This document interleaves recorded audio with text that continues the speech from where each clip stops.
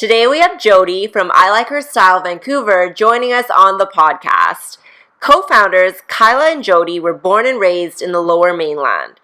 Their mission to inspire and passion for style was always in sync over the years.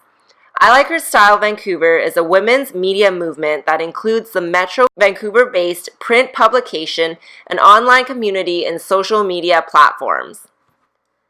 The I Like Her Style Vancouver girls have combined their respective experience in publishing women's magazines and high-level management at top-tier international fashion house into the brand that shines a spotlight on popular bloggers, influencers, personalities, as well as the fabulous shops, services, and businesses that cater to BC's Lower Mainland women. I Like Her Style Vancouver is focused on positive living, the power of local female creativity, and the inspiration to live life with style in BC's Lower Mainland. Glow Radio is a podcast for sassy entrepreneurs who are in the process of quitting their much-hated day job to work for themselves full-time. You can expect weekly conversations with unapologetic creatives, business owners, and influencers. We discuss tips on how to reach your goals, manage your time, and keep your sanity while being a major boss babe. We're Jacqueline and Clara, your favorite hype women who will cheer you on and push you to create the life that you want. We're business strategists, career and life mentors, and wellness advocates. Hit that subscribe button and follow us on IG at Glow Radio Co. Stay sassy, babes! Before we jump into this episode, we want to thank Nuzest for partnering with us. Nuzest protein is plant-based, allergen-free, and easy to digest. They are made with European golden peas grown in the north of France. High in protein, low in calories, and do not contain any added sugars. Nuzest protein mixes very easily and can be used in smoothies or baking.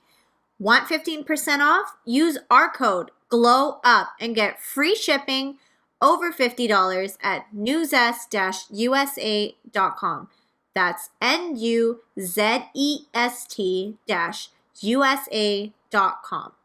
Hello, everybody. Welcome back to another episode. Today we have a very exciting local guest. This is Jody of I Like Her Style Vancouver. Welcome. Thank you. Thanks for having me. I'm excited to be here. Yeah. So for those who don't know, could you tell us a little bit about I Like Her Style Vancouver and what you guys do? Absolutely. So we like to coin ourselves as a women's multimedia movement. The foundation of our brand is our magazine. So we print a quarterly publication that's all local. So it's local women, local stories, local businesses. The mantra behind our brand is style with soul to empower. So sharing the beautiful lifestyle that we have here in Vancouver. But the soul is the depth. So we dig in a little deeper and share women's stories and really hear all the highs and the lows and hear their journey of how they got to where that they are. And then the end goal is to empower those following us, those reading our magazine, and that can look different for everybody. So sometimes it's empowering them to just tell their story. Sometimes it's empowering them to start that business, to leave their 9-to-5 job, which I know you ladies are fans of, to just embrace other women in their community. It's really different for everyone. And honestly, our target and our community is 20s to like 70s. We have like women across the board. So if they're like-minded, then they're in our community, they're in our gang, they're in our society. Yeah. We love it. So where did both you and Kyla get the idea for this? Like, how did it come about? Well, how long do we have? We have all day. This could be a 3-hour show. Yeah, we could really tell the story for 3 hours. But Kyla and I are childhood best friends. I shouldn't say childhood, baby best friends. Wow. So we know each other our whole life. She's 2 years older than me, so she came to my baby shower. We lived across the street from one another. Our moms were friends, and that's how we met. So we've been friends our whole life, best friends our whole life. Basically sisters. And That's amazing. we both took different directions in our career. Hers was in graphic design, and mine was in the fashion industry. So we had different directions in our career, both lots of success, and life sort of happened along the way. We had lots of always dreamers, always like epic play dates, always like big ideas from when we were like 6 to 10 to 12 to in our 20s. Yeah. There was never really a time where we were at the same place to be able to do something together. And it sort of found its way when in 2016, I had recently, just before that, gone through a loss and a tragedy, and that sort of put life into perspective for me. At that time, I was working for Guess Canada at a corporate level, a very great job, successful career, and Kyla had been in freelance and had her own business, had published women's magazines in Fort McMurray. She had lived in Fort McMurray for 5 years and just moved back, and her daughter was 2, and so she was just trying to figure out, well, what am I going to do back here in Vancouver? So long story short, this is a very short version, we found ourselves actually at Little White House in Fort Langley having high tea. I was living in Calgary at the time, and I'd come back for my birthday. And have you guys been to Little White House? No, I haven't. Well, you need to go. Everyone listening needs to go. Okay. And it's just such an inspiring place, and we're looking around and we see that, okay, well, one woman created this, and Natasha's there. She's the general manager, but she's the daughter of CC, the owner, and we're just like, wow, like it's a boutique and it's a cafe and there's so much character and there's so, like, this is one woman's dream, like, brought to life.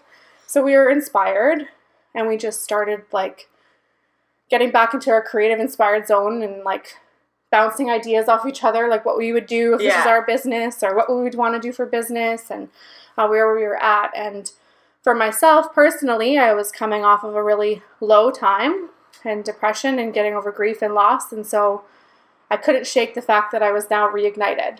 I was like feeling the energy of like excitement about something, and she was feeling the energy of like direction of what she could be doing and finding her place back at home in Vancouver. We just couldn't shake it. Basically, from then, it spiraled into like bouncing ideas off each other and how we could merge our two talents and passions and create something wonderful out here. And it originally was going to be a slow start. Like, I was going to go back to work at Guess in Calgary, and then eventually make my way back here and start on the side and ease our way into it.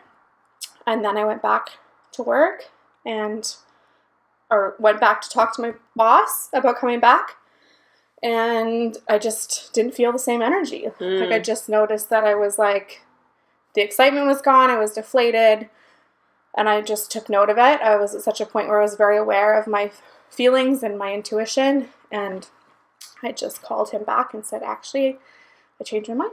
I quit. Oh my gosh. I just sold everything I had and moved back, and I moved back July 31st, and we actually moved in with Kyla and her family because I knew I was going to be jobless. And we launched on August 7th. So like a week later, we launched the brand and just hit the ground running. So what year was this? 2016, August 2016. And our goal was to have the first issue of the magazine come out in January 2017. So from August to like December, I just spent time building our social and online, and we both got out to events and networking every day and just screaming from the mountaintops of our ideas and our brand, and hoping that people would believe in it and that they would invest in being a part of the magazine, even though I didn't have something physically to show them. But obviously our passion and our vision spoke volumes, and we were able to put the magazine out in January 2017. We said we were going to be quarterly. People will tell us you're crazy. Don't give commitments. Don't say you're going to do this because print is hard and Vancouver is hard, and don't put the pressure on yourself. And we're both like, no, we're doing it. Like, it's quarterly, it's happening, and it has been. So we've done 11. That's awesome. 10 issues, so 2.5 years. We're almost done getting the 11th one off to print, and we haven't stopped. So to all those naysayers, that's crazy. Look at us now. We could relate so much to that because once we've decided, we were like, no, this is the podcast life is our life. We went back to work and we were like, I hate this. I cannot do this anymore. You feel it, right? Yeah, you just know. And you guys went all in, right? Oh, yeah. Now we're just like, we quit our jobs. We're like, this is it. Like, this is our passion. Yeah. So I actually wanted to know, when you were developing your business, obviously before you quit, like how much did you actually have planned? Like you already knew? Or was it just kind of like, I quit and then we'll figure it out as we go? Or A little bit of both. Mm-hmm. I mean, my birthday was in May, so from May until August, there was like endless planning and constantly talking, texting, emailing, because I was in Calgary at the time. So June, July, a few months of planning. But when you're like all in and you're focused and you just want to go, and the foundation of what it was going to be had bits and pieces from both of us, and so different ideas that were kind of like already starting, and visions that Kyla had when she was had already moved back to Vancouver. Mm-hmm. So there was kind of like the foundation of the creative ideas. But one of the things that I've learned, and I always recommend to people starting a business, is be willing to flex, because I can guarantee you that what your vision was when you thought you started is going to change. Mm-hmm. So we actually were going to start as a Langley magazine, so it's going to be called Langley Style, because we were living in Langley and we thought we should start small and build that community, and then we'll grow and we'll add and add and add. So that we actually did the media kit, and like everything was like the website, the Instagram, everything was for Langley Style. Oh. And then we got out to a lot of meetings and kept getting the feedback of like, you guys are onto something, like this is bigger, like why are you just doing Langley? And we'd be like, oh, well, we should start small, but you have your reasons. Yeah. And after hearing it so many times, it was after like one last time we were driving back from that meeting, we both looked at each other and we're like, I think we should be listening to like what people are saying. Maybe we should just go all in. Okay, so we go home and change everything. Everything is like bigger, and it's now for Vancouver, and we reached out to all the businesses that were going to be part of Langley and seeing if they would want to be part of it if it was still like for Vancouver, and they were even more on board because it's more exposure, extends their reach beyond their neighborhood. And so that changed. So like, that's like in a matter of, a month, like weeks. A month. Oh my goodness. Like August to like September to like, oh, now it's Vancouver, but we still want it on in January. So I think like, yes, the foundation of the business plan was there, but it's changed and it still changes. Yeah, all the time. So you got to be willing to like flex. Totally. Like what happens. So how did you get those first few clients to invest in your magazine? I'm a big believer in meeting face-to-face, and I still am to this day. I just came from a face-to-face meeting, and I have one after this. We live in such a digital age, and yes, of course, we have the benefit of Insta stories and all these things that can connect people to us face-to-face. I think that's why those are so popular, but there's nothing that can compare to like actually meeting somebody in person, because you can feel their energy and their passion. So I literally was out like 7 days a week, meetings, networking events, coffee dates, like just anyone that would listen to talk about what we were doing. I used my immediate network first, so I always recommend starting there.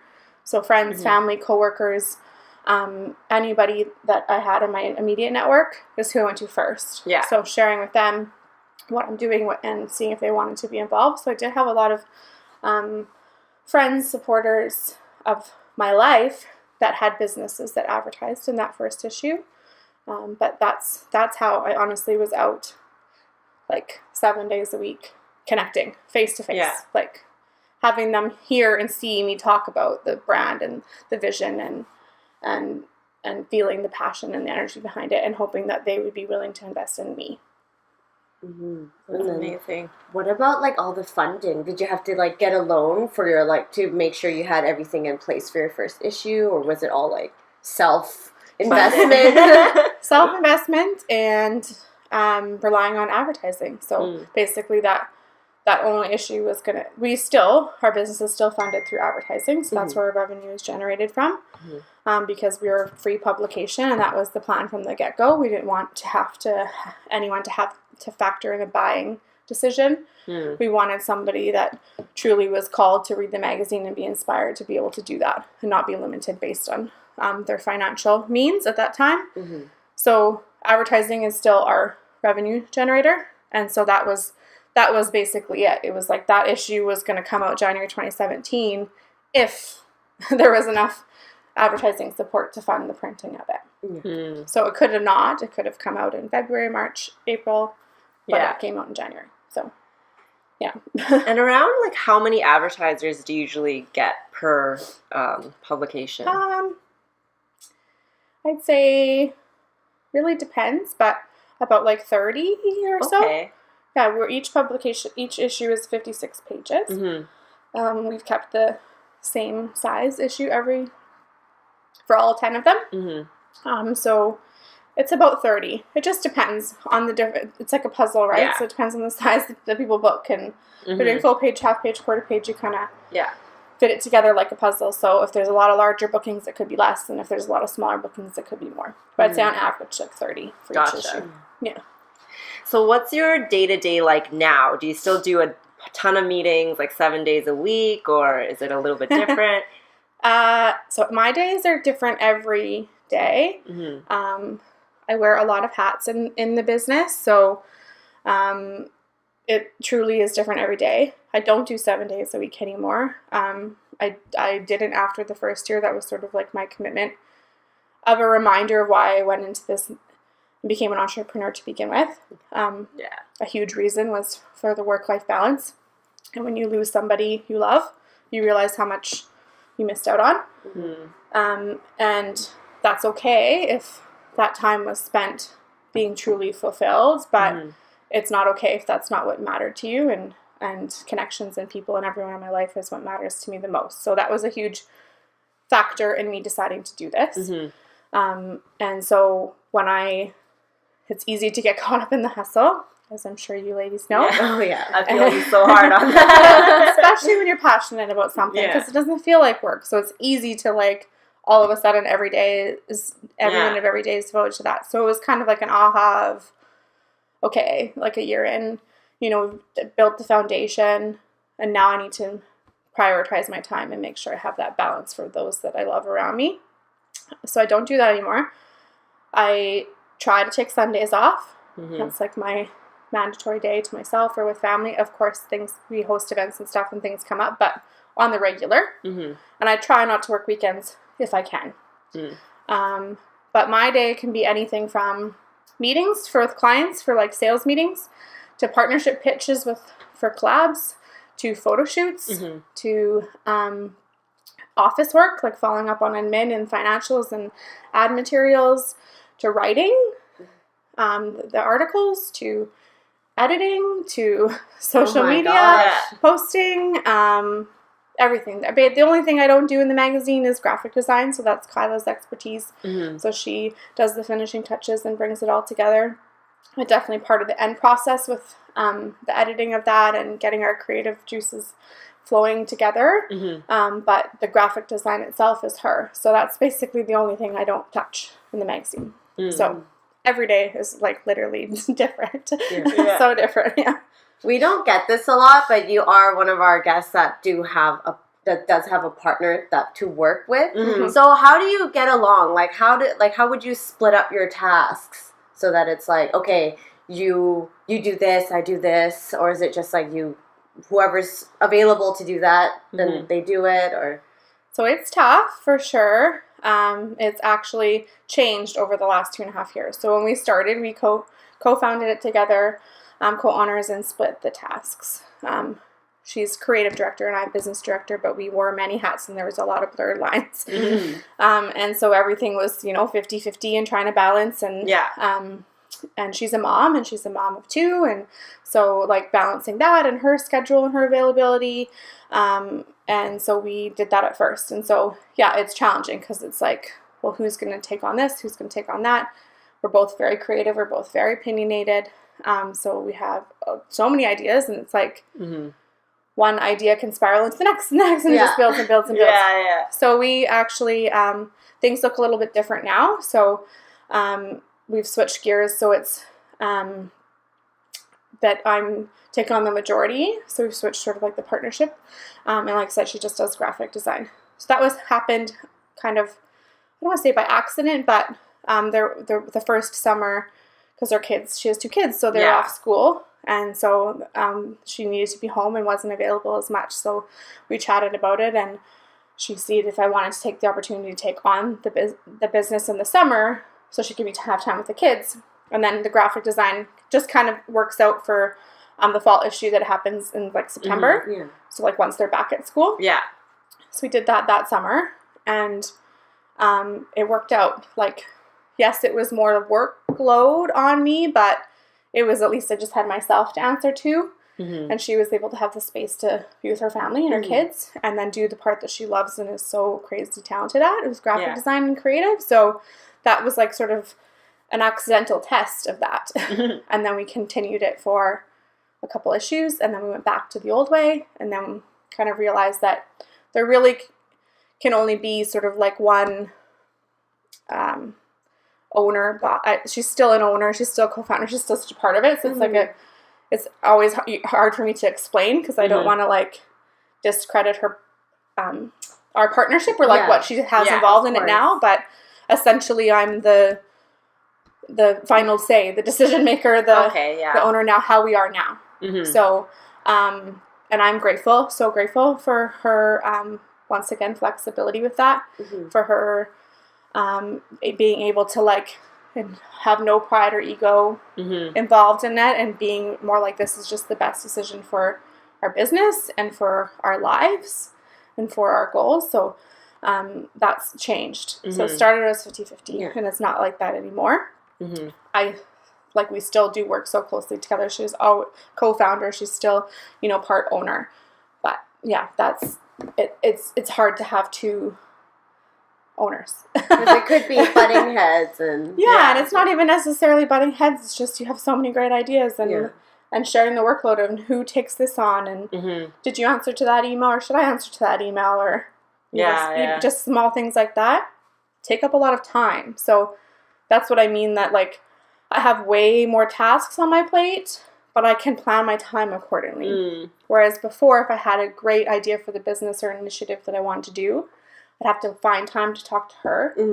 Then we'd have to talk about it. Then she'd have ideas to come back. Then we'd have to like bounce our ideas, find the middle ground. And by then it's like days and days and weeks, where it's like, now I have an idea. I feel great. I feel passionate about it. I can just go for it and execute it. And it's like way faster. So I can get more done. More done. So it's been a shift and it's been a change. And like I said, I'm very blessed and fortunate that she was willing and able to flex and do that, because that's not always the case either. That's a lot of times where it's businesses don't succeed and they're closed, like it's done because they couldn't do that. So I'm grateful, very, very blessed and grateful to have her as a partner. So what are 3 tips you have for other aspiring entrepreneurs? Ooh, I've got so many. 3. Your top. One I kind of mentioned before is be flexible. So have a plan, have a vision, but don't be so stuck on it. I see that happen so much, where it's like you're pushing. Things that are meant to happen shouldn't be hard. And if it's that hard, then it's not what's supposed to happen. So, and I think it's just because you spend so much time in this plan, this business, and you think it's a great idea, but you need to listen to your surroundings and be able to flex. So a lot of things have changed for us over the time and still continue to do, and that's because I've been able to flex with what it is. Trust your gut and your intuition, 100%. It doesn't lie, but you need to be able to be still to hear it. So you need those moments of being still and understanding and knowing what that feels like. And just don't question it. It might seem crazy. It might, if you're a logical person, which a lot of business people are, they have the balance of creative and logical. The logical person is like, no, like that doesn't make sense. Just trust your gut and your intuition. It honestly won't steer you wrong, and you won't have any regrets. Even if it did steer you wrong, you won't have regrets of like, well, what if I did this and what if I did that? So that's a big one. Third one I think would be surround yourself with the right people, and be that's huge. Like, you can't do this even if you're a solopreneur and your business is yourself and you're your own service or producing your own product, and you don't ever want to scale up. You still need a community around you to be supported through everything, whether that's through investing in what you're doing, through being your cheerleaders, through helping you during those tough times, just being your mental break, like all of that. It really is important to surround yourself with the right people, and that's in business and in your personal life. And don't be afraid to eliminate those that aren't in alignment with what you're doing. We have different times and waves in our life, and I think not everyone understands entrepreneurship, and you might have friends and family that don't get it. And bring you down when you need them to lift you up. And it's okay for you to like take a pause from that relationship or end it if you need to get you to where you need to be, because you need to surround yourself with different people. That is so good. That's really good advice. That's really good. I'm gonna like when we edit this, we're gonna listen to it again. We're gonna replay that for sure. It is so solid. If you're enjoying this episode so far, please comment Glow Up on YouTube and leave us a review on iTunes. Give us 5 stars or we will find you. We will! So what would you say is the most challenging part of your business journey so far? Oh. There must be a lot. Lot. I think twofold, like saying no and not being able to help everybody. So a huge part of our business is telling everyone's story, right? And there's so many stories. Like once you get people to open up and share their story and their journey, everyone has an inspiring story to tell. And I just want to be able to nurture that and facilitate sharing that. But we can't. We're only a 56-page magazine. We have to sell ads to pay the bills to be able to facilitate this platform to share people's stories. And so you're very selective of who you can feature and who you can say yes to. And that's hard because you meet so many deserving people. Yeah. And you wish you could put everybody on the cover, and you wish you could have a 5,000-page magazine every month to be able to share everyone's story. Even like cutting some of the stories short to like fit within the pages feels like I don't give it justice. So that's the hardest part. I truly wish that print wasn't so expensive and we had 1,000 hours in every day, so I could just share everyone's story on all our platforms, even if it wasn't print, just to do it for the sake of doing it. That's probably the hardest part, is because I know some people might take it the wrong way of like they're not chosen because they're not worthy, and it's like heck no. Like you're all worthy. It's a hard process to choose. So people reach out to us for content pitches, which is great. I'm not saying it's not. It's like there's no shortage of content. Like there's so many. I have to turn down so much of people that I just meet, let alone filtering through all of the stuff that's coming in. So it's not that your content's not good. If you're listening and you reached out, it's like there's just so much goodness to be shared, right? But you ladies probably get to with all the people that you want to interview and tell their story. It's like there's so many. We actually are like overbooked, and sometimes we're just like, I don't want to have like an interview every day. But I also really want to get to know them. It's hard. It's hard. When you care about people and what you're doing, right? That's the biggest challenge. Totally. So what is one of your most favorite achievements that you have had so far? Oh, so many. You can give us a few if you want.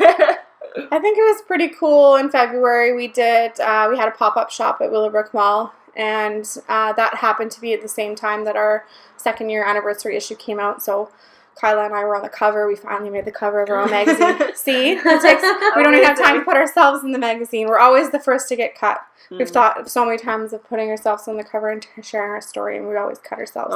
So we promised each other we wouldn't for that issue. So that was like, that anniversary issue was out. The pop-in store was just another example of all the things that we're up to. So we're not just a magazine, and we're always up to something and looking for different ways to grow as a brand. And it brought in my fashion retail background, and was able to go back to my roots and set up a store and sort of buy merchandise for the store, which was a variety of local brands that we work with. So once again, speaking to the values of our brand of supporting local and bringing women together, and we're all in this together. We did like a preview of 5 items from our fashion collection that we launched after that, but anyone that came to that pop-in got to see it. The team was there, seeing community come from all over the Lower Mainland to support us and see this pop-in.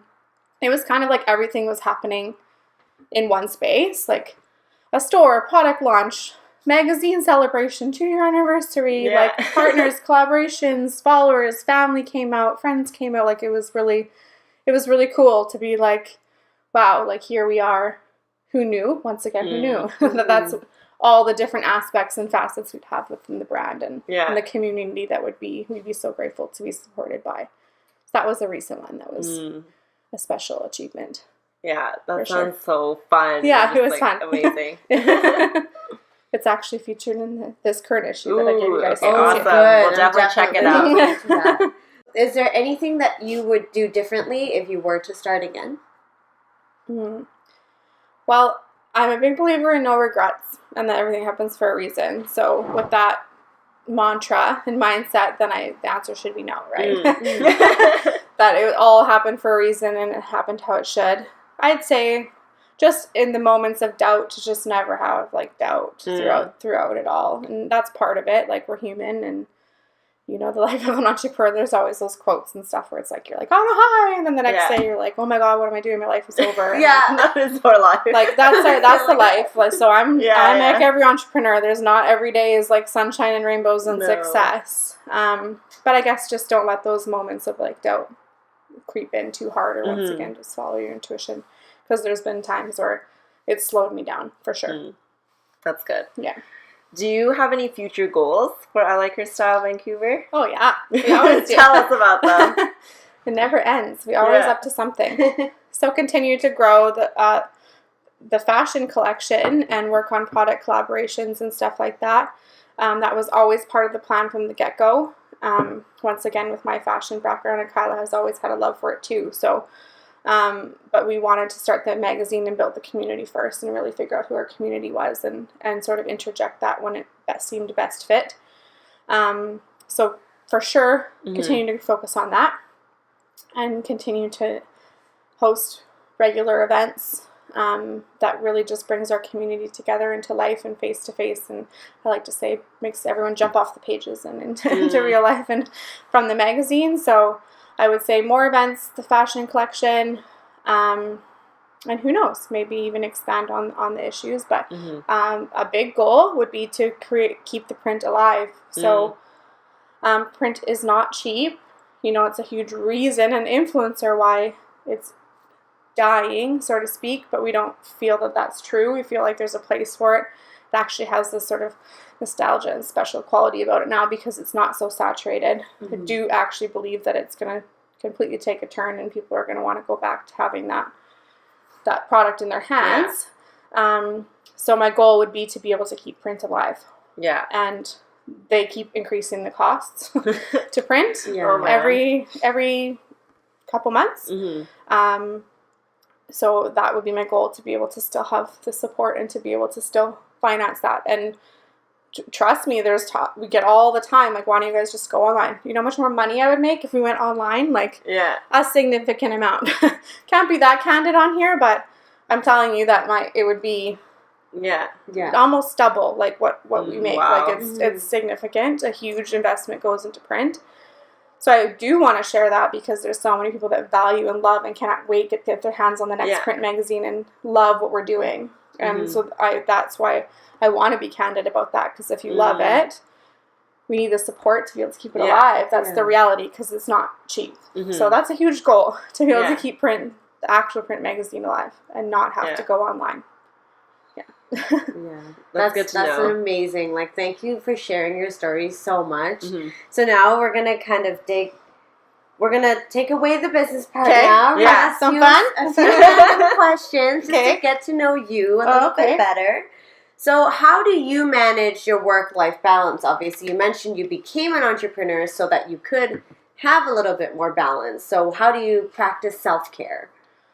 Well, balance is a fraud. This doesn't even exist. Quote marks. Anyone that says they live a balanced life is lying. Yeah. I believe that your balance shifts. So sometimes it might be heavily weighted to business. But as long as you then have the flip side where you're going to have a period where it's heavily weighted to family and you, and then to me that's like achieving balance, or like getting there, you know? So it's very much like that for me with the waves of the magazine and how the publication works and deadlines work. There's some like heavy work focus where I'm not seeing and doing anything but working. Yeah.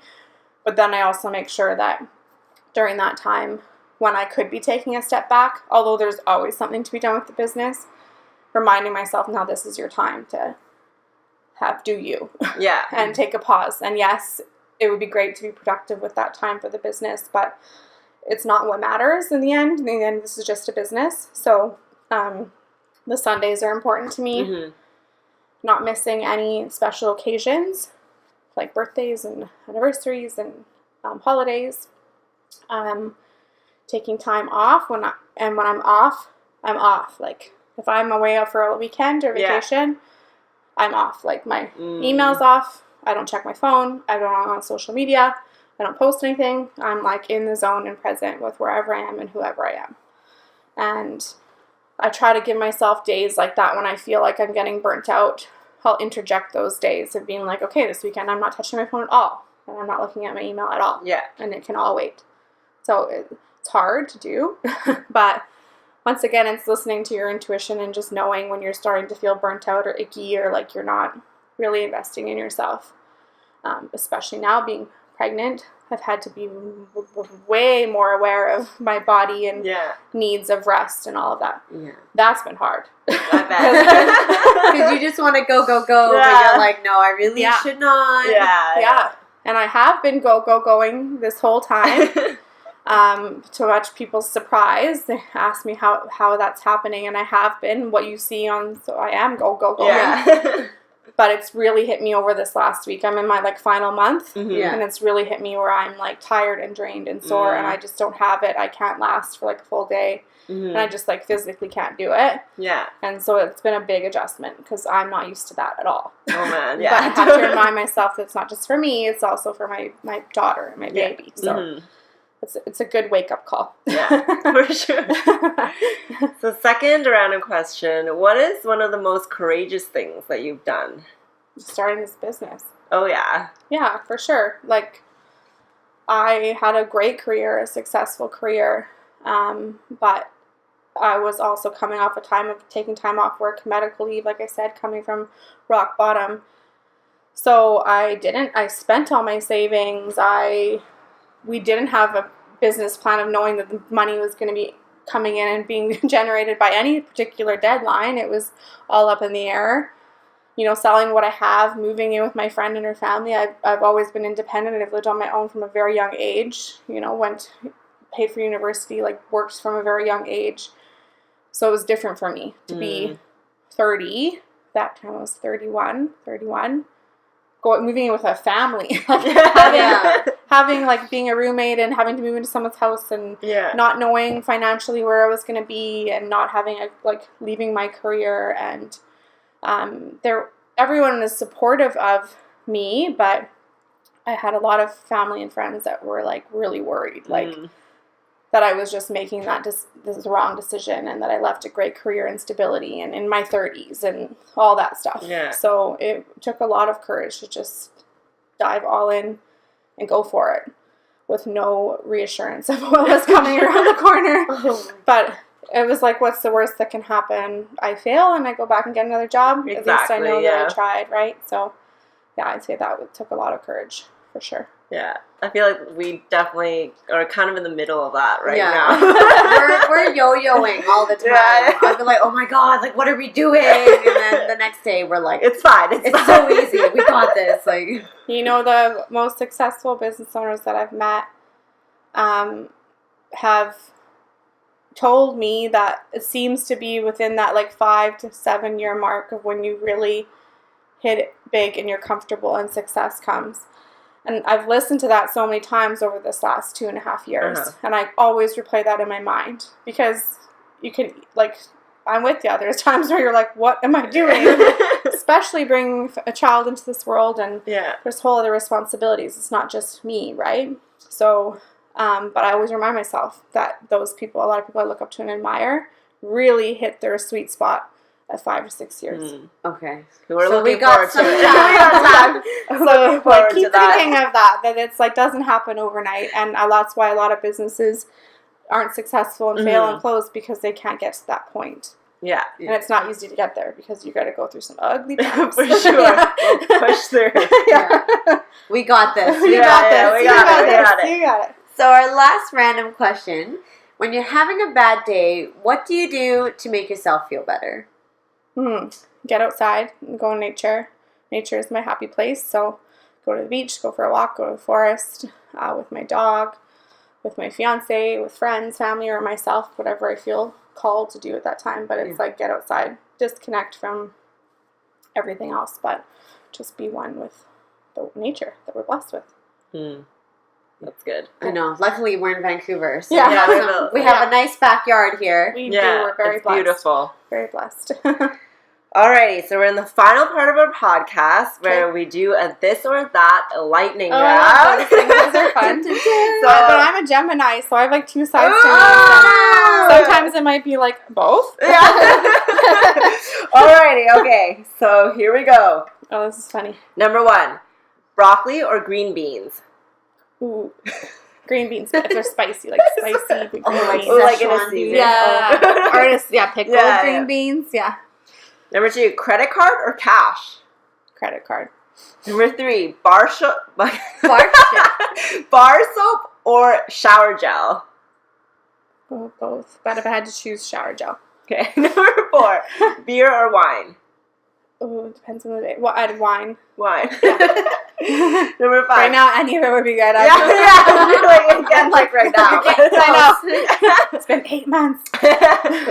Number 5, vacation or staycation? Oh.